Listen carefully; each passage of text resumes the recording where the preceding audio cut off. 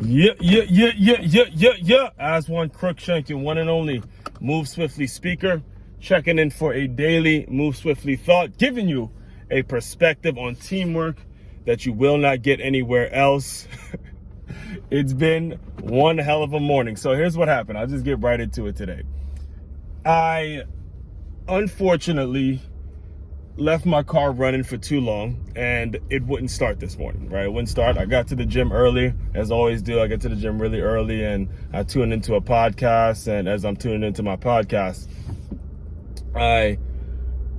I keep the car on, so it's playing through the Bluetooth and all that kind of stuff, and I get some AC, and I'm getting my mind right to do the morning stuff. And I left to do my morning thing to carry out my morning routine. And this is the second time it happened, so I knew what I did wrong as soon as I turned my key on. The car won't start, and I'm like, shit. All right. So here's what happened. I as you can see, my car is running. I jump started it and stuff like that. I went luckily, like, praise God, I was near an AutoZone, so I walked over to an AutoZone, got a portable charger, had to charge the battery, and then just jump started it, and I'm back on the road and all that good stuff. So as I'm doing it, it just dawned on me, the first time I want to talk to you guys about the first time I ever jump started a car. Because it is one of those things that, as I did a lot of thinking, I had to walk back and forth and things like that. And I've been so blessed that my father made sure I knew how to jump start a car, and he took the opportunity. So let me just get right into it. All right. I don't want to bore you with my hectic morning. All right. It was when I was in high school. Yeah, I was in high school, and I was best friends with this girl. Her name was Larissa, right? We were best friends before high school, and then once we got to high school, we went to different high schools. We kind of lost touch and things like that. But she had a really, really intense attraction. She was fatally attracted to this dude named Adam, who lived right next door from me. So it was all three of us who kind of lived in that same area. And as she was growing up, her attraction for him just became to intensify until, like, she was obsessed with this dude. Right, obsessed. And in her defense, he would flirt with her and shit like that. And because she was a little younger, he would kind of fake about how much he really liked her, all that kind of stuff, all that teenage high school drama that I don't really feel like spending too much time on. But anyway, he had a girlfriend, and what happened was she pulled up next to my house. So she pulled up next to my house, and she was with her cousin, who at the time was my high school girlfriend, and she used us as an excuse to kind of park outside of his house to see what girls were coming in his house and all, like, real stalker shit.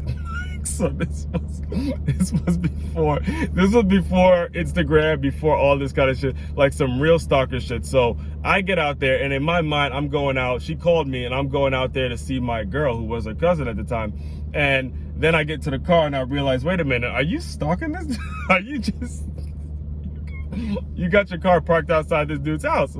She had a car parked outside of Adam's house or whatever. So, and I guess she thought I knew something about me, and Adam really didn't talk it that much. So she thought I can give her some information, and I didn't know anything about it. Me and him really didn't talk as much once I started high school and stuff like that. So long story short is, we were sitting there for so long that her car, just like mine, her car battery had died, so she couldn't start the car when it was time to leave, and it looked so bad. And I remember that I had a jumper cable in my car, but I had yet to actually use it. This was before I actually started using it. So I called my dad. I'm like, yo, Dad, need help jump starting the car, this, that, and the third. And then my dad taught me how to do it right there on the spot. So there we were, jump starting her car.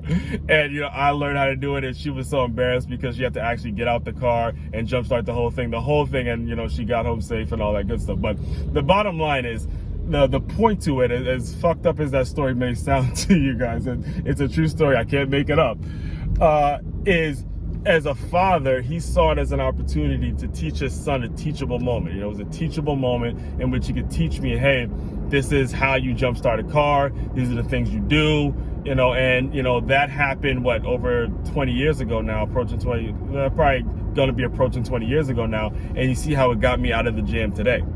All right, so as funny and crazy as that may seem as a girl star, I mean, it happens, but at the end of the day, you got to seize those teachable moments. Seize those teachable moments. I'll probably, because of everything that went down today, I probably will do an entire podcast episode about this topic specifically in terms of just being prepared and making sure you're preparing your young people for the life ahead, for adulthood and things of that nature, all right?